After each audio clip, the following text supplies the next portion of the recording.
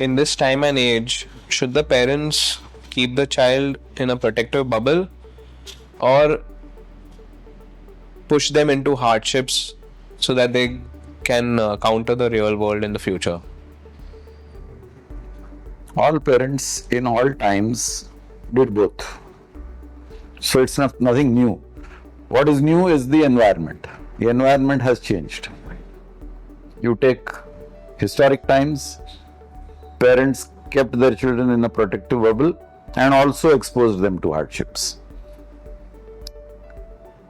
Up to a certain age, the child was mera ladla, mera lal and all that. And after a certain age, he was given to the Gurukul. Jao, karo. So he was thrown to the hardships. Take the modern times of your parents and their parents. Up to a time, the child was protected by the parents, and then tere marzi se tu career select kar. The parents didn't know what careers existed. Yeah. People who were essentially farmers and laborers suddenly had options of becoming barristers and chartered accountants, which was unheard of by their parents. So both things happen in all generations. What changes is the environment and the opportunities. Now your question is, should it happen? So that is a subject of parenting. And parenting cannot be formulated or templated. You cannot have a template for parenting because it varies from child to child. You have a highly obedient child, your level of parenting will be different, and you have a highly disobedient child or an aggressive child, your level of parenting will be different. What has distinctly changed, at least in India, is the availability of the parent to the child. There was a time when parents were available to the children, at least the mother was. And in a joint family system, there were the aunts and the uncles and the grandparents all living together. So there was an experience which was guiding the child who is inexperienced. Today there is nobody in the house to guide the child. The child is left into the care of so-called outsiders. Both parents have gone to work. Child has gone to school or to a daycare facility, and somebody else who is not part of the family is guiding that child, so-called guidance.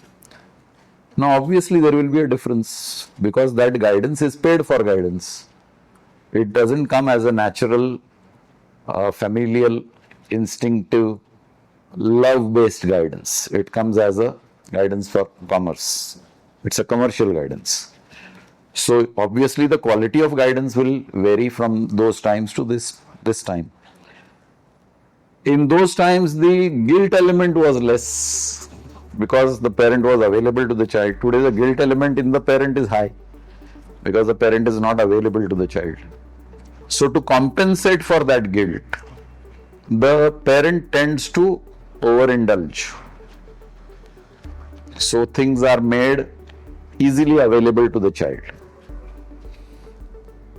And I'm not talking of only affluent families, I'm talking of people who are even struggling. They also go out of the way to make things available to the child. That also is the change in the modern society. In the earlier society, though the parents could afford things and could furnish things, it was not given easily to the child. It was given conditionally. If you stand in the first 5 in the class, then this is your reward. Otherwise, you don't get it. If you do these tasks given to you in the house, then you will get some pocket money or some incentive. So every incentive was associated with some accomplishment. Today, accomplishment is not at all stated. Incentives are being given as freebies. And anything that is given free is taken for granted.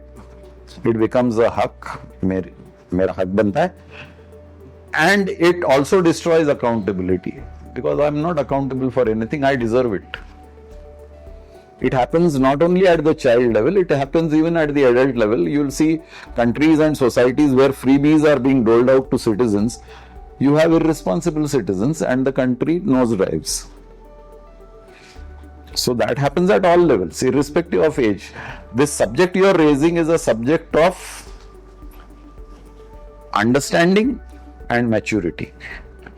Now, maturity comes with experience, but understanding has to be instilled. Understanding cannot be instilled by an ignorant person. Understanding can only be instilled by a wise person. So today you have a plethora of teachers, so-called teachers, who are themselves ignorant. And they are trying to impart knowledge. And you will see that on live TV. People who have no knowledge are making YouTube videos spouting wisdom which they don't have. You just take one cricket match as an example and you will see 20 videos made on the same cricket match by 20 different people who don't play cricket. So that's what is happening in all walks of life. Cricket is just an example which will be understood quickly by everybody. People talk on politics. People talk on giving advice to the leaders of the country when they can't lead their whole family of 5 people.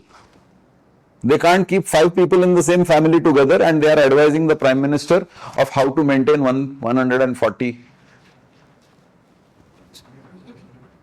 crore people. So the problem exists at all levels. It's not restricted to raising a child. It starts there and it escalates all over. Like what I've heard is that some kids in the past are thankful for their parents to send them to boarding and to send them away to study and to leave them with a limited amount of resources. Now you can take things forward, and they have learned to start things themselves with responsibility, on their own money, on their own future, secure their own future, and then come back to their parents. But there have been certain people who are happy that their parents kept them close to them in a pampered way. Generation to generation business went carry forwarded, and they've also done well for themselves. So where does a parent come and say, okay, I want to do it this way or this way? Because both the things have their problem. Both the ways of raising the child have their own issues. So where does a parent come in and say, okay, this is the way I should do it? And where does the child come and say, okay, what my parents did was actually correct for me or is wrong for me, and whether I should break away from this norm and go and tell them, no, I want it this way? So there are 4 things that you said. Yeah. You said 2 things, but actually there are 4. 4 things, yeah. So one is children sent to boarding school. And you heard stories that they were given limited resources and they were made to fend for themselves and struggle and come up in life, and there is a success story. Yeah. What is not said along with this is there are several failure stories. Yes. Of the same situation. Parents having sent their child to the boarding school and the child came back spoiled. Or the child came back disobedient, arrogant, disrespectful. These stories are never highlighted. The success stories are highlighted. The failures are not highlighted. But that's both. But there are both the things happen. Yeah. And similarly, both things happen with the mollycoddled, pampered child also. That you have a very secure child who grew up to be a very responsible person because his parents took good care of him. And there is another child who felt oppressed by the mollycoddling and the pampering, and later on started complaining that had my parents given me freedom, I would have been a better, more self-sufficient individual. So 4 stories are happening in these 2 situations. Yes. Only 1 story or 2 stories are coming out, highlighted. 2 stories are not given that much publicity. So again, the education that comes from these stories is only 50%.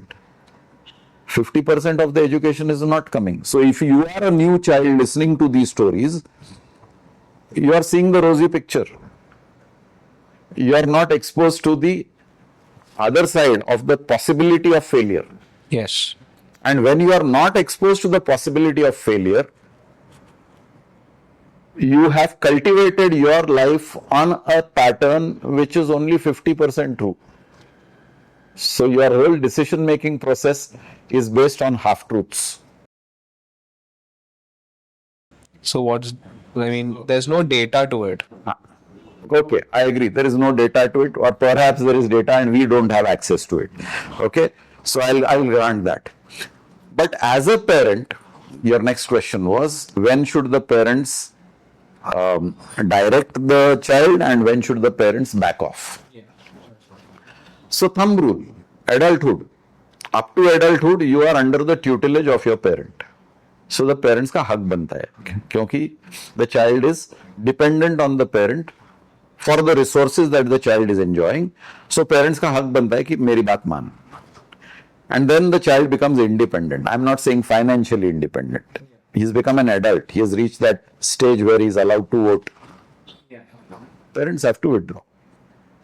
Though the child may still be dependent on the parent. मेरे higher studies चल रहे हैं, मेरे parents funding कर रहे हैं. I'm still dependent on my parents for the food, clothing, education fees and so on and so forth. But now I am an adult. So parents have to learn to withdraw at that stage. Excesses are happening on both sides. Parents don't know when to withdraw, or parents withdraw too early and even boast about it. I have made my child independent from a very young age. You have neglected your child. You're just couching it in different words by saying I made him independent. You have not done your duty by being there when the child needs, when the child faces a lot of confusing issues or when he is on crossroads. Cigarette smoking is injurious to health is an advertisement which is a crossroad for a child. Should he watch his favorite hero smoking the cigarette, or should he read the slogan, cigarette smoking is injurious to health? So that is a crossroad. The child is not capable of taking a decision there. He needs guidance on seeing that ad. That guidance is not there today. The child is left on his own. And then he takes a decision, and then we lament, oh, my child got spoiled. He started smoking in school itself. Naturally, who is educating him on that? Whether the child is obedient or not, when you give an active instruction that this is wrong, that burden is there. My father said this smoking is wrong. Today that burden is not there. So right and wrong is decided by peers. My colleagues are smoking. So if they are smoking, I can also smoke. And there is nobody who is guiding the child at that stage कि ये गलत है, गाली देना गलत है. All these things were told by parents earlier. Today nobody says. In fact, the child is watching the parents doing all the things which he should not be doing. So there is a passive education that is going on, which is, again in inverted commas, wrong.